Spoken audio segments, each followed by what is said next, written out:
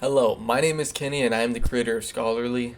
Thank you so much for at least checking out Scholarly because it did take a lot of time to create this website, and this is the beginner's guide. So let's just get right into it and I'll explain the basics of Scholarly to you so you can take advantage of it. Alright, so here we are. When you're in the Scholarly dashboard after you create an account, this is what you are going to see. Now, if this right here does not show account and it says sign in, make sure that you click that and you sign in. What you see here is you see examples, you see guides, you see limitations, and more than likely you clicked the beginner's guide to watch this video, which thank you. So, fundamental basics. We're not going to go into any of the advanced things. That is the advanced guide. In the advanced guide, we're going to go over the writing style, tone, add context, and some of the more advanced ways that you can use Scholarly to help you work faster and more efficiently. In this video, we are going to focus more on the templates section and the featured portion of that, to be exact. So, just a quick rundown. Right here, this is where you type the text, okay? So if you have a question, you can just type here. You do not need to use a template, okay? And if you select a template, you can just click right here. And I'll show that to you after. So just to show you how this works, I'm going to copy and paste this right here into this and then enter. Okay, so you see, you do not need a prompt. There is no prompt selected, and you can also use this on the phone too. I recommend that you use it on desktop. However, you can use it on the phone. Just a quick rundown. You can keep typing more things, and it will just give you more results. You can click here, and that will copy it. Okay, and you can click here. And what this is going to do is it's going to bring you back to where you were. All right. So now let's get into the templates. So we have 5. This will probably change when you watch this. However, currently there are 5 sections. The first section featured, second essay tools, third study tools, fourth question tools, and the last one is all of them. All right. So if you wanted to find a specific template, all you'd have to do is just go all and then type in. So let's say we want to do essay research. You can just type that in and it will show. All right. But we're going to focus on featured for right now. So let's look at this answer question. I have a question right here, and it is what happened in chapter 3 of Mice and Men, okay?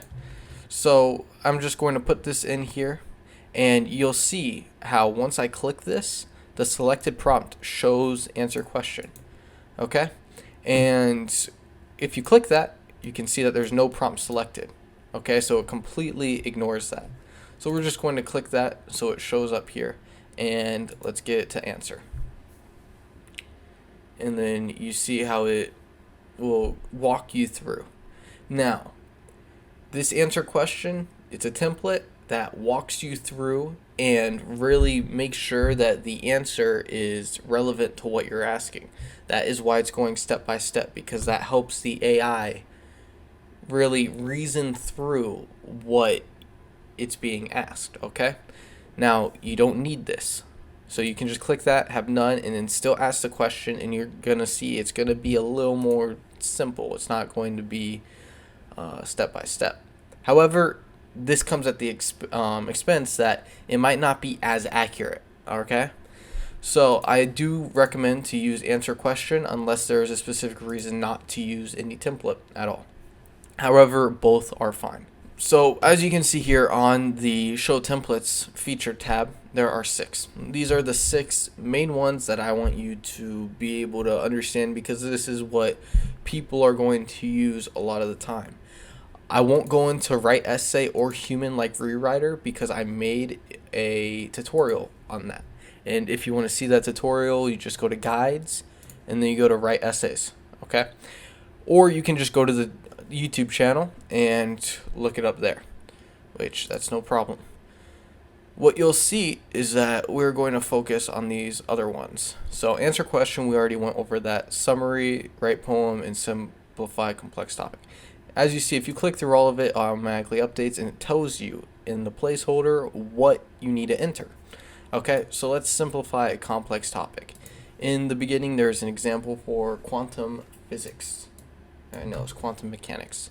So we'll just type that in and it's going to do its best to simplify it. So quantum mechanics is notoriously hard to understand. And I think that's well known. So what this does is with any topic you put in, it can be thermodynamics, it can be anything, right? If there's a section in calculus that has you stumped, or in algebra, like let's say factoring, you can ask it, all right? And it will try to simplify how that works for you, okay? So it's going to simplify this so you can understand it better and hopefully get a better grasp on the content that you are learning. Okay, so you can copy the result, but we're just going to go new and we are going to make it write a poem on the Civil War. All right. So we can also change the writing style. I'm not going to go too deep into this because this is more for the basics, but we're just going to do a creative writing style with a humorous tone. I don't know how they're going to make the Civil War humorous, but we'll see what they do. So as you can see, it's going to generate this, and it tries its best to adhere by the tone and writing style that you put in. Okay, and if you just started, you're going to see characters here. When you start off, at least currently, you start with 5,000 characters. All right, that may go up, that may go down in the future, but right now it is 5,000. Once you do that, unfortunately, this is not free for me. I have database costs, I have all these kind of different costs that goes into this, computing costs, and it's not free for me. So I only charge $10 a month.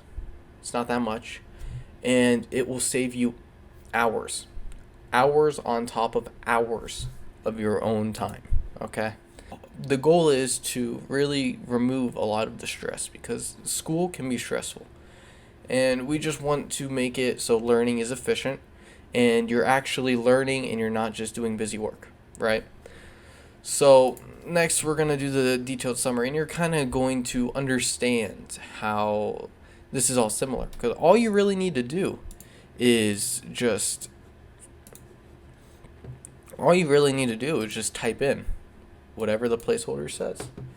Okay, so we're going to make this summary on the main causes of the French Revolution. Okay, this is another example one, and it's going to give this, and it's another version of answering a question. You can just ask it, what are the main types? But this is going to go into greater depth. And you see how it summarizes every little thing. So this is fantastic for research. It's fantastic for just trying to understand certain events. Like if you're in a history class and you need to know the main cause of the French Revolution, you might learn from this. It's very, very accurate. Obviously, it can be inaccurate sometimes, but that is very rare, and you should always double check anything you see online anyways. So I hope this helped you understand to a better extent the basic fundamentals of myScholarly.